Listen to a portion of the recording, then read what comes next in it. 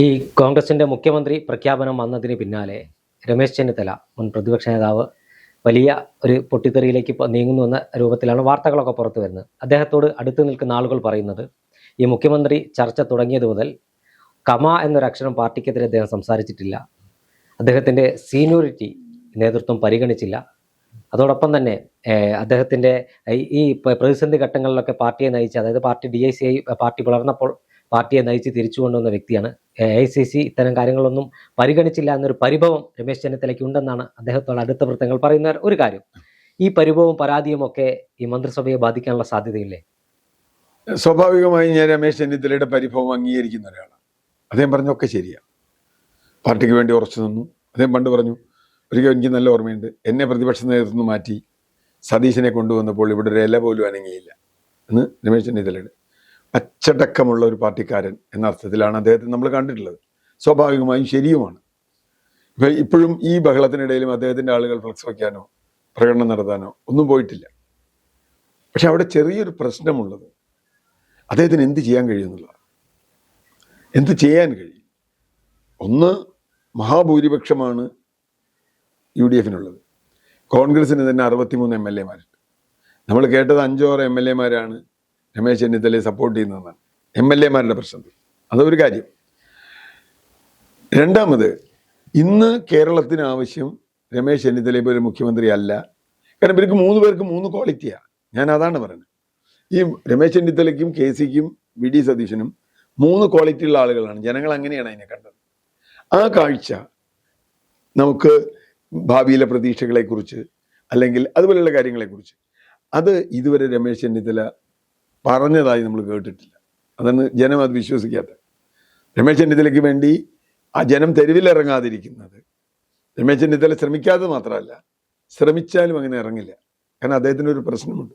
അദ്ദേഹം അങ്ങനെയല്ല പാർട്ടി കണ്ടിട്ടുള്ളത്. ഞാനത് അദ്ദേഹത്തിന് കുറ്റം പറയല്ല. ഓരോരുത്തർക്കും ഓരോ രീതിയുണ്ട്. ഒരു പീപ്പിൾസ് ലീഡർ എന്ന അർത്ഥത്തിൽ രമേശ് ചെന്നിത്തല ഒരിക്കലും വന്നിട്ടില്ല. ഓക്കെ, അദ്ദേഹം കുറേ കേസുകൾക്ക് പോയിട്ടുണ്ട്, ആരോപണം ഉന്നയിച്ചിട്ടുണ്ട്, ഗവൺമെൻറ്റിനെതിരെ പലപ്പോഴും ശക്തമായി പോയിട്ടുണ്ട്. ഈ പറഞ്ഞതുപോലെ DIC പോയപ്പോൾ തിരിച്ചു വന്നിട്ടുണ്ട്. ഇതൊക്കെ ശരിയാണ്. പക്ഷേ അതുകൊണ്ട് മാത്രം നിങ്ങൾക്ക് ഒരു ഭരണം മുമ്പോട്ട് കൊണ്ടുപോയി പോയിക്കൊള്ളുന്നില്ല. അത് എത്രത്തോളം സ്ട്രോങ് ആയി നിലപാടുള്ള ആളാണ് എന്ന കാര്യത്തിൽ ജനങ്ങൾക്ക് ഇപ്പോഴും ഉറപ്പില്ല. അതാണ് കാര്യം. അതാണ് അദ്ദേഹത്തിന് വേണ്ടി ആളുകൾ ഇറങ്ങാത്തത്. ഇപ്പോൾ ഉദാഹരണത്തിന് വെള്ളാപ്പള്ളി നടേശനെ കാറിൽ കയറ്റി വിഷയം വന്നപ്പോൾ താങ്കൾ കാറിൽ കയറ്റുമായിരുന്നു, ഞാനാണെങ്കിലും കാറിൽ കയറ്റുമായിരുന്നു എന്നാണ് രമേശ് ചെന്നിത്തല പറഞ്ഞത്. വെള്ളാപ്പള്ളി നടേശൻ എന്നൊരു വയസ്സായ ഒരാളെ കാറിൽ കയറ്റി കൊണ്ടുപോകുന്നതിനൊരു അബദ്ധമൊന്നുമില്ല. അങ്ങേർക്ക് പോകണമെങ്കിൽ പോവാം. പക്ഷേ അത് പറയേണ്ട സന്ദർഭവും അത് പറഞ്ഞ രീതിയും പ്രശ്നമാണ്. അപ്പോൾ എന്താ വെച്ചാൽ കേരളത്തിൽ ഇങ്ങനെ വ്യാപകമായി വർഗീയത പടർത്തുന്ന ഒരു നിലപാടിനോട് അനുനയപ്പെട്ടു പോകുമോ ചെന്നിത്തല എന്ന സംശയം അണികൾക്കുണ്ട്, ഹൈക്കമാൻഡിനും ഉണ്ടാവും, ജനങ്ങൾക്കുണ്ട്. അതുകൊണ്ടാണ് നമ്മുടെ നിലപാട് നമ്മൾ കൃത്യമായി പറയണ്ടേ. ഇനി ആ നിലപാട് ചെയ്തില്ലെങ്കിൽ അയാളോട് ചോദിക്കാം. പക്ഷേ അത് പറയാൻ ചെന്നിത്തലയ്ക്ക് കഴിഞ്ഞില്ല. ഇനി അദ്ദേഹത്തിന് എന്ത് ചെയ്യാൻ കഴിയുന്നത്? അദ്ദേഹത്തിൻ്റെ കൂടെയുള്ള 3-5-6 MLA-മാരുണ്ടാവും. അവർക്ക് പ്രത്യേകിച്ച് ഒന്നും ചെയ്യാനില്ല. കാരണം അത്രയും വലിയ ഭൂരിപക്ഷമാണ്. കുറച്ച് ഈ പറഞ്ഞ മാതിരി പാർട്ടിക്കകത്ത് അന്തർസംഘർഷം ഉണ്ടാക്കാം. അന്തർസംഘർഷം ഉണ്ടാക്കിയിട്ടൊന്നും പാർട്ടിക്ക് ഒരു കാര്യമില്ല. കാരണം ഇപ്പോൾ സതീശൻ പോപ്പുലർ ലീഡറാണ്, ഹൈക്കമാൻഡ് അംഗീകരിച്ച ലീഡറാണ്. ഇപ്പോൾ ഇദ്ദേഹത്തെ അച്ചടക്കമുള്ള ആളാണെങ്കിൽ ഹൈക്കമാൻഡ് പറഞ്ഞ് അംഗീകരിക്കണം. അതൊരു പ്രശ്നമാണ്. ഇപ്പോൾ അദ്ദേഹത്തിന് അതൃപ്തി പറയുന്നത് ഞാൻ മനസ്സിലാക്കും. പക്ഷെ അദ്ദേഹത്തിന് ആകെ ചെയ്യാവുന്ന വേണ്ടി മന്ത്രിസഭയിൽ ചേരാതിരിക്കാം. അദ്ദേഹത്തിന്റെ കൂടെയുള്ളവരും മന്ത്രിസഭയിൽ ചേരുന്നില്ല. 6-10 പേര് മന്ത്രിസഭയിൽ ചേർന്നില്ല. ബാക്കി 53 MLA-മാർ കോൺഗ്രസിനുണ്ട്, വിവിധ ആളുകളുണ്ട്. അവരൊക്കെ ഈ മന്ത്രിസഭ ഇല്ല എന്ന് പറഞ്ഞാൽ അദ്ദേഹത്തിനോട് നിൽക്കുമെന്ന് എനിക്ക് തോന്നുന്നില്ല. കാരണം മന്ത്രി അല്ലെങ്കിൽ പിന്നെ അവരെന്തിനാ നിൽക്കണേ? കോൺഗ്രസിൽ രമേശ് ചെന്നിത്തലയോട് വ്യക്തിപരമായി എന്തെങ്കിലും അദ്ദേഹത്തിന്റെ ഒരു നിലപാടിനോട് ചേർന്നല്ലല്ലോ നമ്മൾ നിൽക്കണേ. പ്രശ്നം അതാണ്. കോൺഗ്രസിലെ ഗ്രൂപ്പൊന്നും ആശയപരമായിരുന്നില്ല. പക്ഷെ ഇപ്പോൾ കോൺഗ്രസ് ആശയപരമായ ഗ്രൂപ്പിലേക്ക് പോകാനുള്ള ഒരു സാധ്യതയുണ്ടെന്ന് കാണുന്ന ഒരാളാണ്. അത് അങ്ങനെ നല്ല സാധ്യതയാണ്. നിലപാടുകൾ സംബന്ധിച്ച് 2 വ്യത്യസ്ത നിലപാടുകൾ തമ്മിൽ കോൺഗ്രസിന് മുമ്പ് അങ്ങനെയായിരുന്നു. കോൺഗ്രസിൽ മുമ്പും ഗ്രൂപ്പ് ഉണ്ടെന്ന് നമ്മൾ പറയും. പക്ഷെ മുമ്പ് കോൺഗ്രസിൽ ഉണ്ടായിരുന്ന ഗ്രൂപ്പുകളൊക്കെ ആശയപരമാണ്. ഗാന്ധിയുടെ ഗ്രൂപ്പ്, ബോസിന്റെ ഗ്രൂപ്പ്, അങ്ങനെയൊക്കെ ഉണ്ടായിരുന്നു. ഗാന്ധിയെ സപ്പോർട്ട് ചെയ്യുന്ന ഒരു കൂട്ടര്, സുഭാഷ് ചന്ദ്രബോസിനെ സപ്പോർട്ട് ചെയ്യുന്ന ഒരു കൂട്ടര്, ഭഗത് സിംഗിനെ സപ്പോർട്ട് ചെയ്യുന്ന മിതവാദി, തീവ്രവാദി, നെഹ്റുവിന്റെ ഗ്രൂപ്പ്, പട്ടേലിന്റെ ഗ്രൂപ്പ്, ഇതൊക്കെ ഉണ്ടായിരുന്നു. അതൊക്കെ ആശയപര. നെഹ്റുവും പട്ടേലും തമ്മിൽ ആശയപരമായി തന്നെ വ്യത്യാസമുണ്ട്, നിലപാട് വ്യത്യാസമുണ്ട്.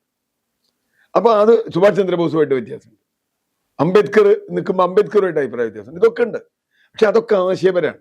നെഹ്റു എന്ന വ്യക്തിക്കെതിരെയല്ല അംബേദ്കർ പറഞ്ഞു, അല്ലെങ്കിൽ ഗാന്ധി എന്ന വ്യക്തിക്കെതിരെയല്ല. അംബേദ്കർ എന്ന വ്യക്തിയെ ബഹുമാനിക്കുന്ന ആളായിരുന്നു ഗാന്ധി, നെഹ്റു.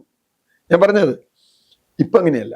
എനിക്ക് ആരുടെ കൂടെ നിന്നാൽ എനിക്ക് സ്ഥാനം കിട്ടും എന്നതുകൊണ്ട് മാത്രം ഗ്രൂപ്പായി പിരിഞ്ഞ AI മുതൽ പിന്നെ തിരുത്തൽവാദി. അതുകൊണ്ട് കോൺഗ്രസിൽ അങ്ങനെ ഒരാളുടെ ഇപ്പം എന്താ പഴയ ഗ്രൂപ്പൊക്കെ എവിടെ പോയി? പഴയ ഗ്രൂപ്പൊക്കെ ഇപ്പോൾ കാണാനില്ലല്ലോ. എന്താ പൊയ്യന് കാരണം അധികാരത്തിൻ്റെ വേറെ രീതി വന്നു, വേറെ ഹെഡ് വന്നു, അത് വേറൊരു കലക്കമാണ്. കോൺഗ്രസ് പോലൊരു പാർട്ടിയിൽ അതുണ്ടാവും, ഇപ്പം CPM പോലൊരു പാർട്ടിയിൽ അത് ഉണ്ടായിരുന്നു ഒരു ഘട്ടത്തിൽ. പിന്നെ എല്ലാം അവരൊക്കെ അവസാനിപ്പിച്ച് പിണറായി ഒറ്റ ലീഡറായി. ആ ലീഡറായതാണ് CPM തകർച്ചയ്ക്ക് വഴി വെച്ചത്. ഞാനിപ്പോഴും പറയുന്ന അതാ. നേരെ മറിച്ച് ഒരു പ്രതിപക്ഷം പാർട്ടിക്ക് അകത്ത് തന്നെ ഉണ്ടാവും, അതില്ല. കോൺഗ്രസിന്റെ ഒരു ഗുണം അതാ. ഇപ്പോൾ സതീശന്റെ ഭാഗത്തു നിന്ന് ഒരു തെറ്റ് വന്നാൽ അതിൽ ഒരുപക്ഷെ ആദ്യം പറയുക ചെന്നിത്തലയായിരിക്കും. അങ്ങനെ പ്രശ്നമുണ്ടല്ലോ, നല്ലതാണ്. പക്ഷേ ചെന്നിത്തലയ്ക്ക് മന്ത്രിസഭയിൽ ചേരാതെ പുറത്തു നിന്നുകൊണ്ട് ഇപ്പൊ VS ഒക്കെ ചെയ്തതുപോലെ ഒരു കാര്യം ചെയ്യാനുള്ള ശേഷി ചെന്നിത്തലയ്ക്ക് ഉണ്ടോ? ഞാൻ അങ്ങനെ കരുതുന്നില്ല. അദ്ദേഹം അങ്ങനെ ചെയ്യൂല, ചെയ്യാൻ സാധ്യതയില്ല. അദ്ദേഹത്തിന് ഈ അച്ചടക്കമല്ലാതെ വേറെ രീതിയിൽ അദ്ദേഹം തിരുത്തൽവാദിയായിട്ടൊക്കെ ഒരു കാലത്ത് പോയിട്ട് പിന്നെ തിരിച്ച് ഓടിപ്പടഞ്ഞ് തിരിച്ചു വന്നതാണ്. അത് അത്രേ പറ്റുള്ളൂ. ചെന്നിത്തലയെ സംബന്ധിച്ചിടത്തോളം അച്ചടക്കമുള്ള ഒരു പ്രവർത്തകനാവുക, പാർട്ടി പറഞ്ഞത് കേൾക്കുക, ഒരുപക്ഷെ അദ്ദേഹത്തിന് ആഭ്യന്തരം കൊടുക്കണം എന്ന് ചിലപ്പോൾ പാർട്ടി പറഞ്ഞിട്ടുണ്ടാവും. അദ്ദേഹത്തിന് ആഭ്യന്തര വകുപ്പ് കിട്ടിക്കൂടായിരുന്നില്ല. ഒരിക്കൽ ആഭ്യന്തരമന്ത്രി ആയിരുന്ന ആളാണ് ചെന്നിത്തല. അപ്പം അതുകൊണ്ട് ഞാൻ പറയുന്നത് അങ്ങനെ ചെന്നിത്തലയ്ക്ക് എന്തെങ്കിലും ഇത് അട്ടിമറിക്കാനുള്ള ഒരു ശേഷി ഇപ്പോഴില്ല. KC വേണുഗോപാലിനും ഇല്ല. കാരണം വെച്ചാൽ MLA-മാര് KCയുടെ കൂടെ നിൽക്കുന്ന MLA-മാരെന്ന് തന്നെ അവർക്ക് മന്ത്രിയാവണ്ടേ? വെറുതെ പറ്റുമോ? KCക്ക് സമ്മർദ്ദം ചെലുത്തി അവരെ കുറച്ചുപേരെ മന്ത്രിയാക്കാം നോക്കാം, ആയിക്കോട്ടെ. അപ്പൊ പോലും ലോങ് ടൈമിൽ കോൺഗ്രസിന്റെ ഹൈക്കമാൻഡ് ദുർബല എന്നുള്ളത് ഉറപ്പല്ലേ? ഹൈക്കമാൻഡിന് ദുർബലമായൊരു ഹൈക്കമാൻഡാ ഉള്ളത്. പഴയ പോലെ എല്ലാം പറഞ്ഞാൽ കേൾക്കുന്ന ആളുകളല്ല. അപ്പൊ അതുകൊണ്ട് ഹൈക്കമാൻഡിന്റെ ബലത്തിൽ നിന്നുകൊണ്ട് മാത്രം നിങ്ങൾക്ക് ഒരുപാട് കാലം ഇത് കൊണ്ടുപോകാൻ പറ്റില്ല. കരുണാകരനൊക്കെ അങ്ങനെയാണ്.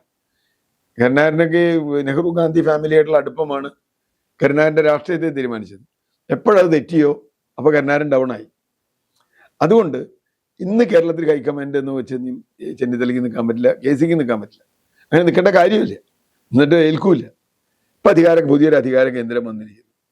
ഈ അധികാര കേന്ദ്രത്തിലേക്ക് നല്ല ആകർഷണം ഉണ്ടാവും, ഞാൻ അങ്ങനെ വിചാരിക്കും. അങ്ങനെയാ കോൺഗ്രസ്. അപ്പൊ ആശയപരമായി തർക്കങ്ങൾ ഉണ്ടാവും, അതുണ്ടാവട്ടെ. വിഷയങ്ങൾ തർക്കം ഉണ്ടാവണം. ഒരു പാർട്ടിയിൽ വ്യത്യസ്ത അഭിപ്രായമുള്ള ആളുകൾ ഉണ്ടാവും ഒരു കാര്യത്തെ പറ്റി.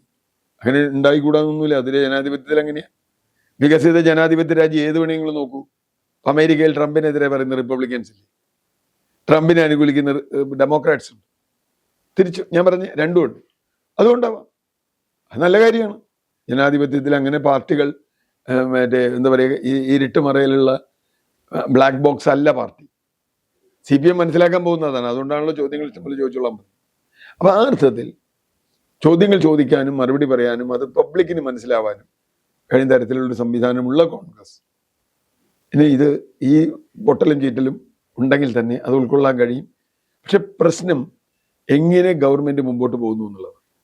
ഗവൺമെന്റ് എഫിഷ്യൻ്റായി മുമ്പോട്ട് പോവുകയാണെങ്കിൽ ഒരു സംശയവും വേണ്ട, ഒരു പൊട്ടലും ചീറ്റലും ഇല്ല. കാരണം ജനങ്ങൾ കൂടെ നിൽക്കും, അതാണ് കാര്യം. ജനങ്ങൾ കൂടെ നിൽക്കുമെന്ന് തന്നെയാണ് ഞാനിപ്പോഴും കരുതുന്നത്.